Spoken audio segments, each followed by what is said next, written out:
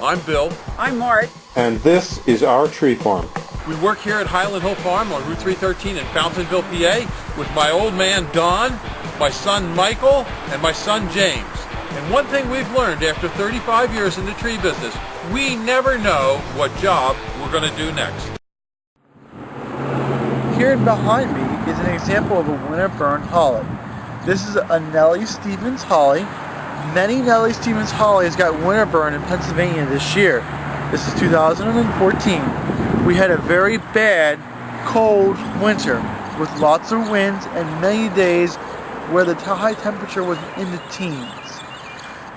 When you see trees like this, it is something to be concerned about, and you should monitor it. There is a couple things you can do. The first thing to do is a lot of people like to take off the dead leaves.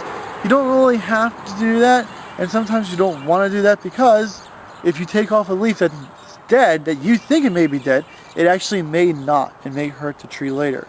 The best thing to do is to wait for a little bit later in the spring to see which leaves are actually good and which leaves are actually bad before you remove anything. The next thing you can also look at is that this one here, it has lots of green stems on it. And when you have green stems, there's a chance that the buds may still be alive. So don't remove stems that are green. Wait until later in the spring to see which stems blossom out with new buds and flowers and which stems are actually truly dead. You can see right on this one here, it's just about ready to flower with the flowers of the Nellie Stevens holly. So you don't know how far back where the buds are. Just give it some time and you'll see which buds are alive and which buds are dead. The main idea is don't panic when you see your plants like this. Give it some time, see how the plant's going to react before you go start ripping out and getting new trees. And this was a well-established Nellie Stevens, is that correct? Yes, this was planted in here probably when it was like 4 to 5 feet tall, and it's definitely up to 8, maybe even a little bit up to 9 foot tall.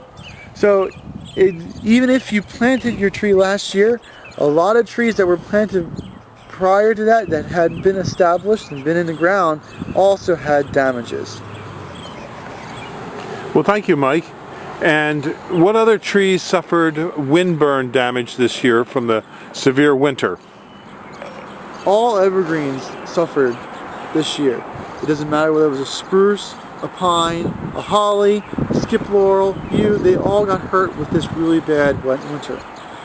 Just give whatever you see. Sometimes you'll see stuff that loses its needles. Some of it doesn't look very good. Whatever it is, just take a look at it and let it do what it's going to do. Don't force something or don't start cutting until you know what is actually dead. Okay, thank you very much. If you have any questions, you can call Michael at 267-446-2376. All right, very good.